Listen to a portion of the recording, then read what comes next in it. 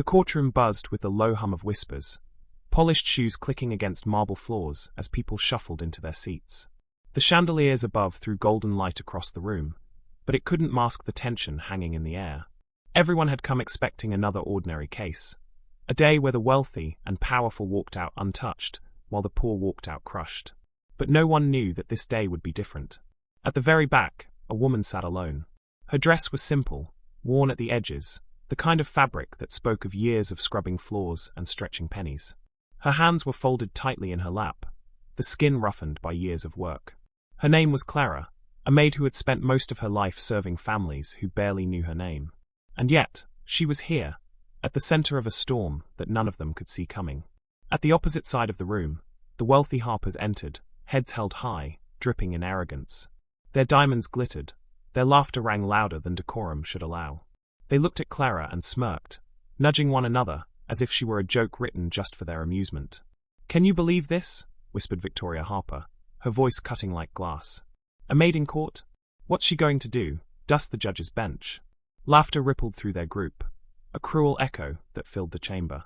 Clara lowered her eyes, but only for a moment. Inside her chest, her heart thudded with a rhythm stronger than fear. She had not come here to be mocked. She had come here for something the Harpers could never imagine. The judge entered, and silence fell. His gavel struck once. The air tightened. "Court is now in session," he declared, his voice booming. "We will hear the case of Harper versus Clara James." Murmurs rose instantly. People craned their necks. Harper versus Clara James? The powerful Harpers suing a maid? It sounded absurd. But their smirks told another story. They thought they had already won. Victoria leaned back in her chair, crossing her legs with elegance rehearsed from years of superiority. "Let's get this over with," she muttered to her brother. "She'll be crushed in minutes." The judge looked to the Harpers' attorney, a man in a tailored suit, whose watch alone cost more than Clara earned in a year. "Present your case." He stood with the calm of a man convinced of victory. "Your Honor, this woman, this maid, has wrongfully accused my clients of mistreatment, theft, and fraud. She claims to have evidence, though none exists. She dares drag this respected family's name through the mud. We request immediate dismissal." Gasps scattered through the crowd. Immediate dismissal? The case hadn't even begun. Clara's heart pounded, but then she rose slowly from her seat. Every eye turned, and for the first time, the maid who had always bowed her head lifted her chin. Her voice trembled at first, but it carried. "I do have evidence, and once you hear it, you'll never look at this family the same way again." The courtroom froze. Even the Harpers' smug laughter faltered. "What could you possibly have?" Victoria sneered. "A broom and a bucket?" Clara reached into her bag and placed a small stack of papers on the table before her. The sound of them hitting the wood echoed like thunder. The crowd leaned forward, curious. "Contracts," she said softly. "Records. Proof." The attorney laughed, but uneasily now. "Forgery. Desperation. A pathetic attempt." Clara met his gaze. "You'll see." The judge gestured. "Proceed, Ms. James. You have the floor." Clara's hands shook slightly as she lifted the first page, but her voice grew stronger with each word. "For years, I worked in the Harper estate. I saw what others didn't. I was invisible to them, and so I learned everything." She glanced at the Harpers, whose smiles were starting to strain. "They mocked me. They ignored me. But they forgot that silence remembers." The room stirred. Whispers raced through the benches. Clara turned the page. "This document shows money stolen from charity funds, money meant for children's hospitals. Instead, it bought jewels, vacations, and cars." Gasps erupted. The judge's brows furrowed. The Harper's attorney snatched the document, scanning it quickly, his face paling. "That's not," he began, but Clara cut him off. "And this one," she continued, holding up another page, "shows workers underpaid, silenced, and threatened into obedience. Their wages stolen, their voices crushed." The murmurs grew louder. The Harpers shifted in their seats, their arrogance cracking. Clara leaned closer, her voice dropping low but sharp as a blade. "And that's only the beginning." The judge raised a hand, silencing the uproar. His gavel struck once. "Order. Order in this court." All eyes swung back to Clara, the maid who had walked in mocked and dismissed, but now stood with the weight of truth behind her. And then she said it, the words that froze the entire room. "You think I'm alone in this?" Her eyes swept the chamber. "You're wrong. There are others. And they're here." Gasps filled the courtroom as the heavy doors creaked open. One by one, figures began stepping in, Faces hardened by years of silence. Workers and servants the Harpers had long buried in shadows. Each carried their own papers, their own stories, their own truths. The Harpers turned, eyes widening, arrogance evaporating. And the courtroom held its breath. Because the maid was no longer alone.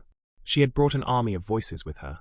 If you think the Harpers' secrets were shocking so far, you haven't seen anything yet. What happens next will not just shake the courtroom.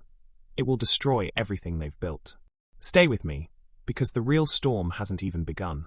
And if you don't want to miss the moment when this courtroom explodes with the truth, make sure you're subscribed right now. The doors shut with a thud that echoed through the courtroom like a warning bell. All eyes turned to the line of figures stepping forward, their faces etched with scars of labor, betrayal, and years of silence. They weren't dressed in silks or polished jewels like the Harpers, but in worn coats and faded uniforms, the kind of clothes that carried stories stitched into every seam. Clara turned toward them, her chest rising with relief. For the first time in years, she wasn't alone. Her voice, strong and clear, carried across the room. These people, she said, are living proof of the Harpers' crimes. Each one has a story. Each one carries a wound carved by their greed. The crowd erupted in whispers.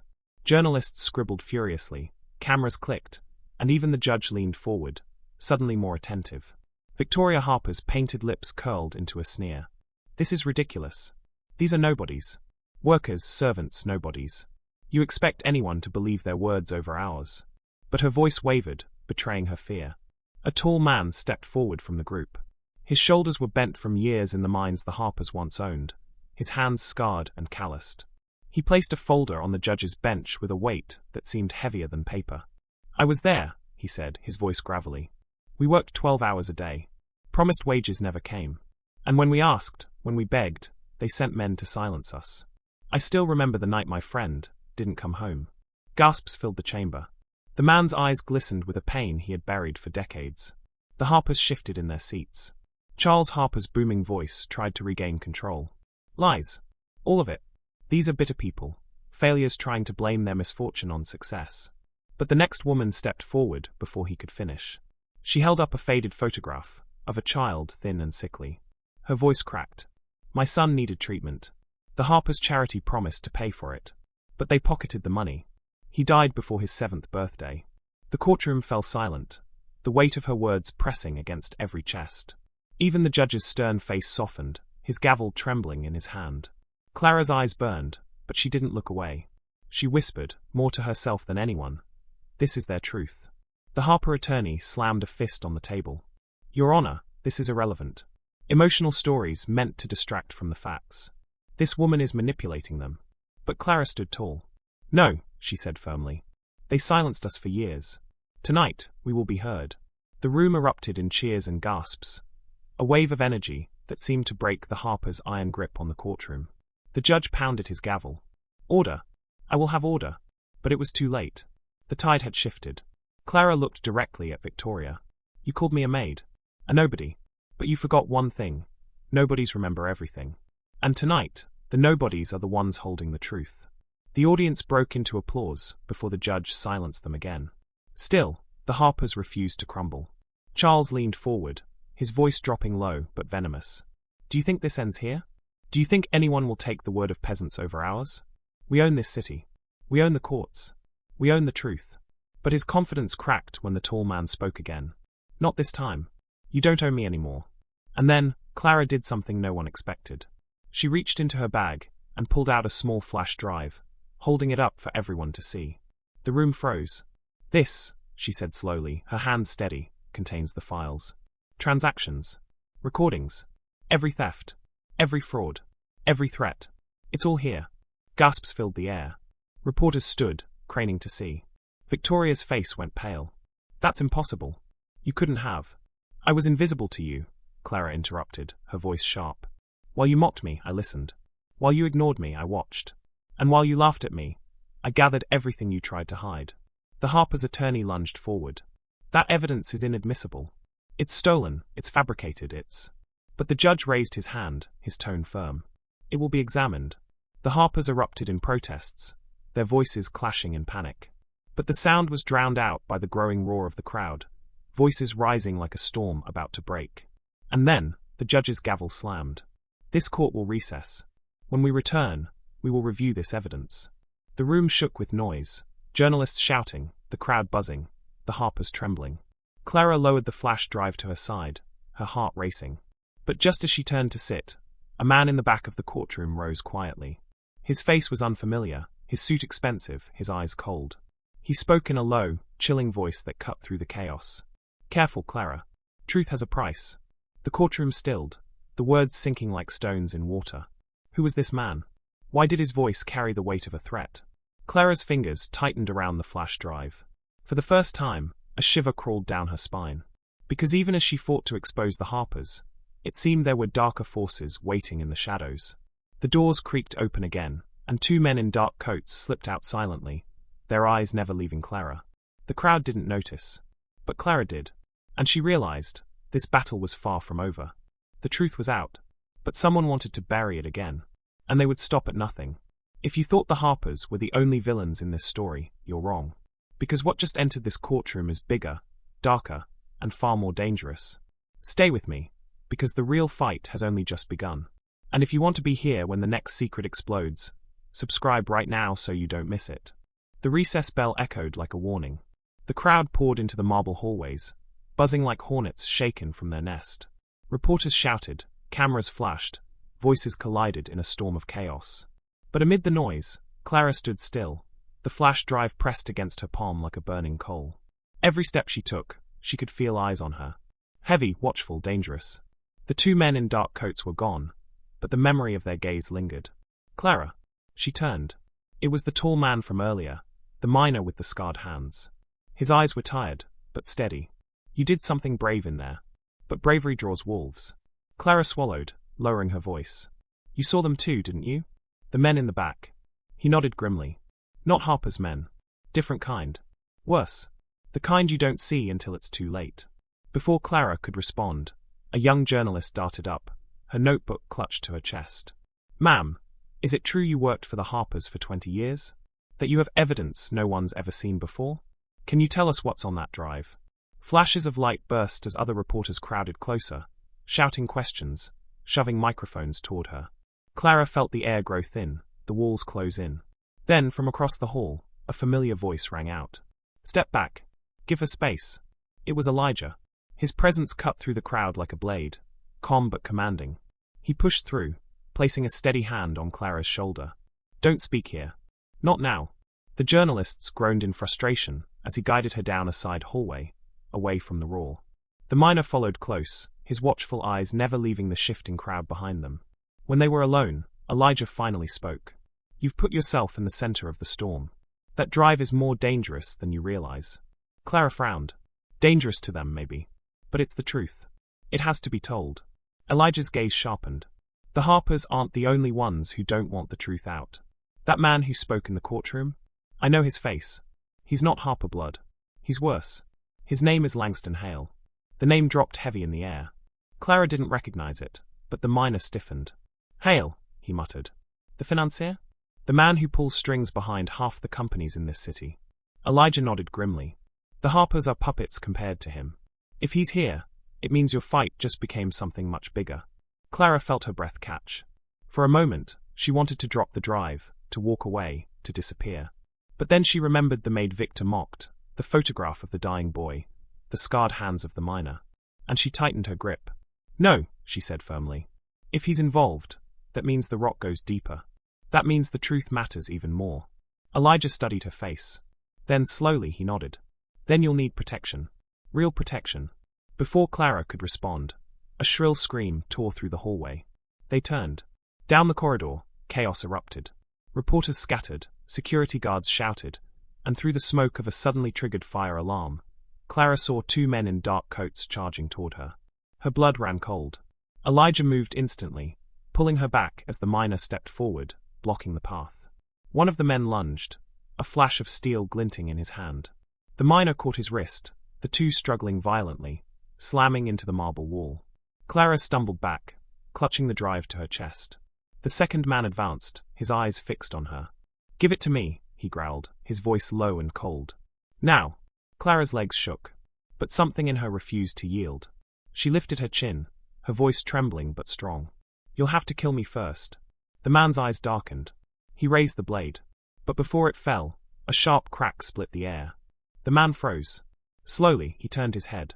Elijah stood firm, a pistol leveled in his steady hand. His eyes, cold as stone, didn't waver. Try me, Elijah said softly. The man hesitated. For a moment, the entire hallway seemed to hold its breath. Then, with a hiss of frustration, he lowered the blade and backed away. The first man broke free from the miner's grip, retreating with a snarl. Within seconds, both melted into the smoke and chaos. Clara's chest heaved. Her knees almost buckled. She had never been so close to death. Elijah lowered the pistol, sliding it back under his coat. This is what I meant, he said quietly. The Harpers are dangerous. But Hale? He's something else. He won't stop until that drive is his. The miner leaned heavily against the wall, his chest heaving. Then you better make sure it gets where it needs to go before it's too late. Clara closed her eyes for a moment, gripping the drive so tightly it left an imprint in her palm. She whispered, "Then I'll die before I let him take it." But when she opened her eyes, Elijah was staring at her, his expression unreadable. "Careful," he murmured. "That might be exactly what he's counting on." The alarm blared overhead, drowning out her reply. Guards stormed past. Reporters shouted in panic, the courthouse thrown into chaos. And in that moment, Clara knew. Her fight had gone far beyond the Harpers. She had uncovered something much darker. And she wasn't sure if she, or anyone she loved, would survive it. Because Langston Hale had just entered the story. And when men like him wanted something, they didn't stop until the world burned. If you think Clara's fight is dangerous now, wait until you see what Hale does next. Because the game has changed, and the stakes have never been higher. Stick with me. This is only the beginning. The alarm still wailed, echoing off the marble walls, but Clara barely heard it. Her mind replayed the glint of that blade, the dead look in the man's eyes, Elijah's calm pistol steady like a final line between her and the grave. She had always thought the Harpers were the giants she had to slay. But tonight, she realized, there was a bigger monster in the dark. Langston Hale. The name lingered like poison on her tongue. She whispered it again, almost testing its weight. "Hale." Elijah cut her a sharp look. "Don't say it out loud again. Not here. Not anywhere crowded. Every whisper is another ear that doesn't belong to us." The miner grunted in agreement, but Clara could see the fear in his eyes.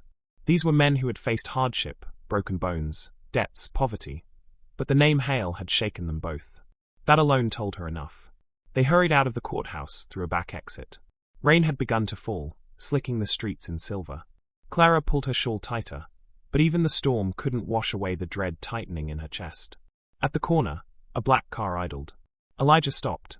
His jaw clenched, his eyes narrowed. That car wasn't here before. The miner muttered under his breath. Then it's his. Before Clara could ask, the back door of the car opened. And out stepped a man who seemed untouched by the rain. Tall, with perfectly combed silver hair, and a coat tailored so sharp it looked like it could cut glass, he carried himself with quiet power. His eyes, cold grey, calculating, moved over Clara, Elijah, and the miner like they were chess pieces he had already studied. Langston Hale. He smiled. Not warmly. Not kindly. It was the smile of a man who already knew the ending of the game. "Mrs. Clark," he said smoothly, his voice like velvet over steel. "I believe you have something that belongs to me." Clara froze. Her fist tightened around the flash drive in her pocket, her nails digging into her palm. Elijah stepped forward, shielding her slightly. "We're not interested." Hale's smile didn't waver. "Oh, Elijah. Always so blunt. You've been a thorn before, haven't you? But this isn't about you. Not really. It's about her." He shifted his gaze back to Clara. "You see, that little piece of plastic you're holding? It's not just evidence of the Harpers' corruption. It's evidence of mine. And I can't have that in the hands of someone untrained." Clara swallowed hard. Her voice trembled, but she forced herself to speak. "Then maybe it's in the right hands after all." For a brief second, Hale's smile flickered. His eyes hardened. "Careful," he said softly. "There are only two ways this ends. You hand it over willingly, and you get to keep breathing. Or," he snapped his fingers. From the shadows, more men stepped out. Dark coats. Hard eyes. The same kind that had attacked in the courthouse. Clara's stomach twisted. They were surrounded. Elijah's hand moved toward his coat, but Hale raised a finger, almost bored. "Please. Don't embarrass yourself. You know how this ends. Guns, blades, shouting. And her, bleeding in the rain. Let's skip the theatrics." The miner stepped forward, his fists clenched. You won't touch her. Hale chuckled. Oh, I won't. I don't touch. I decide. And then others do the touching. The rain hammered harder, blurring the streetlights, soaking Clara's hair against her face. She could hear her own heartbeat, fast and loud. This was it. This was where it ended. Unless. Her eyes darted to the alley behind them. Narrow, dark, maybe a chance. She looked at Elijah. He met her gaze, understood instantly. In a whisper only she could hear, he said, "Run when I move." Clara's breath caught. She nodded once. Hale's men closed in. Then Elijah struck. His pistol flashed, the crack of the shot tearing through the storm. One of the men dropped. The others lunged forward. The miner roared, swinging hard, knocking another into the car door. Now! Elijah shouted. Clara bolted into the alley, her shoes slipping on wet pavement. The flash drive clutched so tight it felt like part of her hand. She could hear footsteps pounding after her, shouts, the chaos of men chasing prey. Her lungs burned, her legs screamed, but she didn't stop. She turned a corner, dead end. A brick wall loomed high above her. Panic clawed her chest. She spun back. 3 of Hale's men were already there, blocking the exit. One grinned, twirling a knife in his hand. End of the line, lady. Clara's heart pounded. She backed against the wall, the rain plastering her dress to her skin. The drive burned in her pocket. She could give it up. End it here. Save her life. But then she remembered the boy's face in that photo. She remembered the trembling made in the ballroom. She remembered the words Elijah had spoken. Truth, once spoken, can shatter an empire. Her hand slipped into her pocket.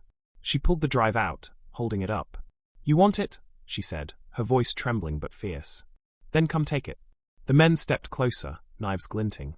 And just as the first lunged forward, a deafening roar shook the alley. Tires screeched. A van swerved in from the street, headlights blinding. The side door burst open. Clara, get in. It was Elijah's voice. She dove forward, rolling past the knives, scrambling into the van as strong hands pulled her inside. The miner slammed the door shut, and the vehicle tore away, leaving Hale's men shouting in the rain. Clara collapsed against the seat, gasping for breath. Elijah sat across from her, his eyes intense, his gun still smoking. The miner was bleeding from his arm, but he was alive. Hale's men faded into the storm behind them. But Clara knew this wasn't over. Not even close. Because she had seen his eyes. Langston Hale wasn't finished. And when a man like that wanted something, he didn't just chase. He hunted. Her hand shook as she clutched the drive tighter. She whispered, "What do we do now?" Elijah leaned forward, his voice low, steady, unshakable. "Now," he said. "Now we go to war." The van roared into the night, headlights cutting through the storm. And somewhere in the rain-soaked streets behind them, Langston Hale was already planning his next move. Clara thinks she's escaped, but Hale has only just begun the hunt. The next time they meet, it won't be in the shadows, it'll be in front of the whole city. If you thought Hale would give up after tonight, you're wrong. The real trap is only just being set, and Clara is walking straight into it. Stay with me, because next, the truth will strike harder than ever, and no one will be safe. Subscribe now so you don't miss the moment Hale makes his deadliest move. The van roared down the wet streets, tires slicing through puddles that sprayed against the night. Clara clutched the seat in front of her, the flash drive like fire in her palm. Every jolt in the road, every flash of passing headlights, made her heart hammer harder. Elijah sat opposite her, his jaw tight, eyes sharp, scanning the dark like a man who had lived too long in battle. The miner pressed a rag to his bleeding arm, wincing, but silent. The air inside the van was thick with rain, fear, and something else, an unspoken truth. Langston Hale wasn't chasing anymore. He was leading. Clara finally found her voice. You said we're going to war. But how? Against him? He owns the city. Elijah leaned forward, his voice low but steady. War isn't won by guns alone. It's won by truth. And right now, you're holding the only weapon that scares him. She held up the flash drive, staring at the tiny object that had nearly cost her life. If it's that powerful, why not release it right now? Put it out everywhere. News, social media, the courts. The miner barked a bitter laugh. Because Hale controls all that. You think the media isn't in his pocket? Judges? Politicians? You leak that drive tonight, and by morning it's buried so deep it'll look like you made it all up. Or worse, you'll be buried too. The words landed heavy. Clara felt the weight of her own inexperience pressing down. She wasn't a fighter. She wasn't trained for war. She was just a mother who had stepped too far into a storm. But when she thought of the boy's face in that photograph, of the maid trembling under Victor Harrington's mockery, she knew she couldn't turn back. Elijah's voice cut through her thoughts. This isn't about speed. It's about timing. We need to break Hale where he thinks he's strongest. In front of everyone. With proof so undeniable, not even his money can silence it. Clara frowned. And where's that supposed to be? Elijah's eyes met hers. In court. The miner's head snapped up. Court? You've lost your damn mind. Elijah didn't blink. No. It's the only place Hale can't control everything. He'll try, but there are cracks in his empire. People he doesn't own yet. If we time it right, if we get the right allies, if we place the truth in front of him where the whole world is watching, he can't stop it. Not without showing his hand. Clara's pulse quickened. So, I stand in court with this drive against him. Yes, Elijah said. But you won't just stand. You'll fight. Her stomach twisted. She had never fought anyone. Never spoken against men like Hale. The thought of standing in that courtroom, every eye on her, his grey gaze watching like a predator. Her throat went dry. The miner muttered, shaking his head. He'll eat her alive. Elijah's eyes hardened. Not if we prepare her. The van screeched to a stop outside a crumbling warehouse. Rusted metal doors groaned as the miner shoved them open. Inside, shadows stretched high against steel beams. The storm outside drummed a steady rhythm on the roof. Clara stepped inside, clutching the drive. She felt like she had walked into a secret world. Old wooden crates, scattered papers, and the smell of oil and dust filled the air. This is where we train, Elijah said simply. Not with fists. With words. With presence. With truth. Clara blinked. Train? Tonight. Elijah's lips curled into the faintest smile. Tonight, tomorrow, every moment until Hale is forced to face you. You think you're just a mother. But mothers carry wars in their bones. You've survived more than you realize. We'll sharpen that. And so it began. For hours, Elijah and the miner drilled her. She stood in the middle of the warehouse, pretending it was a courtroom, as Elijah hurled questions at her like bullets. Why should anyone believe you? What makes you think you know the truth? Aren't you just desperate for attention? Every time, Clara stammered, faltered, her voice cracking. Sweat dripped down her temple. The rain outside grew heavier, drowning out her thoughts. Finally, she snapped. I'm not doing this, she shouted, slamming the flash drive onto a crate. I'm not strong enough. I'm not a lawyer. I'm not a fighter. I'm just a woman who wanted justice, and now I'm standing here being torn apart before the battle's even begun. The warehouse echoed with her voice. Silence followed. Then Elijah stepped closer, his eyes piercing into hers. And that's exactly why you'll win. She blinked, startled. He didn't look away. Because you're not like him. Hale will stand in court with money, lies, and power. But you'll stand with nothing except the truth. And that terrifies him more than anything. His words sank deep, lighting a fire in her chest. For the first time, she didn't feel small. She felt dangerous. The miner picked up the flash drive, pressed it back into her hand. Hold it like it's your sword. Because it is. Clara closed her fingers around it. This time, they didn't shake. But even as resolve grew in her, shadows stretched outside the warehouse. A black car idled across the street, its engine purring like a predator's growl. Inside, Hale sat in the back seat, his grey eyes glinting through the rain-smeared glass. She's stronger than I expected, he murmured. His driver glanced back nervously, but Hale's lips curved in that same thin smile. Good. I prefer a worthy opponent. It makes the fall so much sweeter. The car pulled away, swallowed by the storm. 2 days later, the courtroom was packed. The air hummed with whispers, the press flashing cameras, reporters scribbling notes. Hale sat at the defense table, calm, composed, like a king surveying his throne. His lawyers, sleek, ruthless men in sharp suits, whispered strategies. Clara sat across from him. Her heart raced, but she sat tall, the flash drive hidden in her folder. Elijah's words echoed in her head. Mothers carry wars in their bones. The judge entered. All rise. The trial began. From the start, Hale's lawyers attacked like wolves. They mocked Clara's lack of education, painted her as a desperate woman grasping at lies. They twisted her words, turned every answer against her. The crowd murmured. Clara's throat tightened. Her hands trembled. Hale watched her with that same calm smile, like he had already won. But then Elijah's voice, low and steady from the bench behind her, reached her ear. Remember, truth is your weapon. Use it. She took a breath. When the next lawyer sneered, Mrs. Clark, Do you even understand what this drive contains? Or are you just parroting what someone told you? She straightened. Yes, she said firmly. I understand it better than you think. It contains the voices of those your client destroyed. The people he thought were too small to be heard.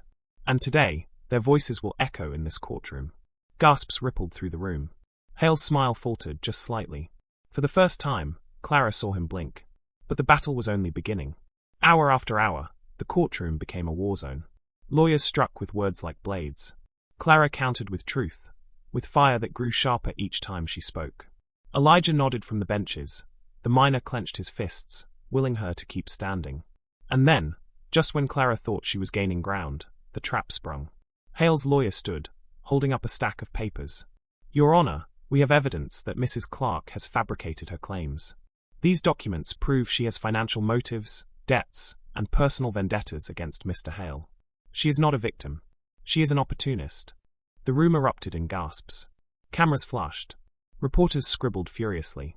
Clara's stomach dropped. She knew those documents weren't real. But to the crowd, they looked damning. Hale leaned back in his chair, his smile returning, colder than ever. He mouthed 2 words across the courtroom, his grey eyes burning into hers. Checkmate. Her breath caught. For a moment, everything spun. She could feel the crowd turning, the judge's eyes narrowing, the tide slipping from her grasp. But then, deep inside, something refused to break. She gripped the flash drive in her hand, feeling its edges dig into her palm, and whispered under her breath. Not yet.